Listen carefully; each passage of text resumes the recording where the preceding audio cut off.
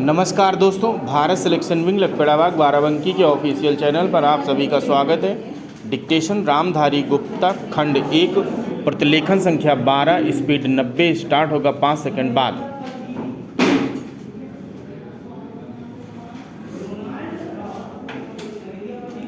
अध्यक्ष महोदय, जिस भावना से मैंने यह बिल पेश किया है उसको विरोधी पक्ष के लगभग सभी सदस्यों ने एक मत से महसूस किया है कि देश में बेकारी की जो समस्या है वह एक भयंकर समस्या है और उसके कारण हमारे देश का विकास, चाहे वह सामाजिक हो, आर्थिक हो या सांस्कृतिक, रुका हुआ है और ऐसी स्थिति में हम आगे बढ़ नहीं सकते हैं।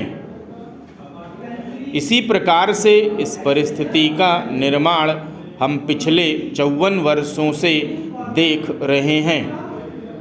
मंत्री महोदय ने यहाँ पर अभी कहा कि राष्ट्रपति इस काम को नहीं कर सकते हैं क्योंकि वह उनके अधिकार के बाहर है।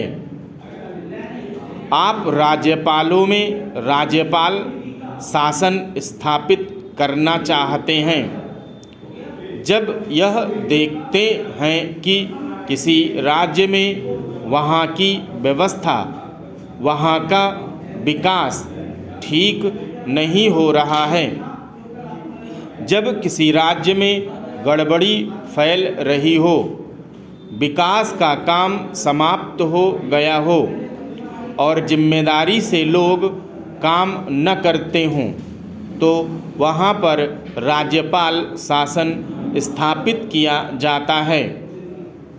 ऐसे बहुत से उदाहरण हमारे देश में मौजूद हैं।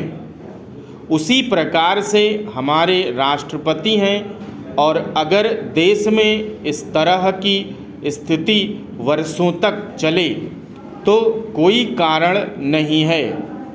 आपात के रूप में राष्ट्रपति इस देश की सुरक्षा के लिए, इस देश की उन्नति के लिए जिम्मेदारी अपने हाथ में न ले सकें।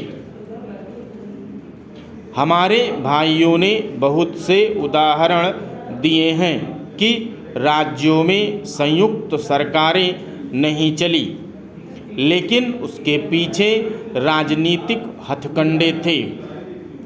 अगर कोई राजनीतिक पार्टी जिम्मेदारी से काम नहीं करती तो विधान में यह स्पष्ट है कि राष्ट्रपति शासन अपने हाथ में ले।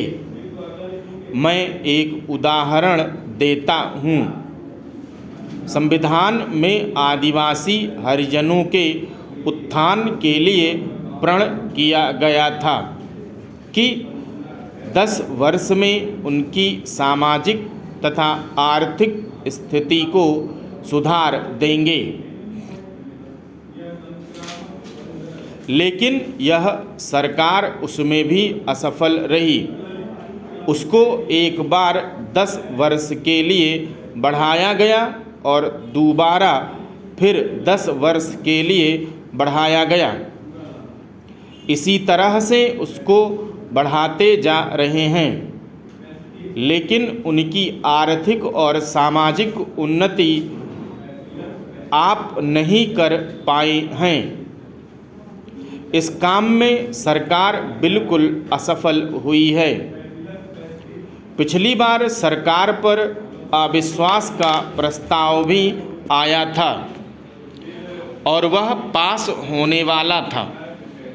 इसलिए मेरा कहना है कि हमारे देश में जो बेकारी की समस्या है वह एक बहुत ही भयंकर समस्या है और इसे दूर होना चाहिए और जल्द से जल्द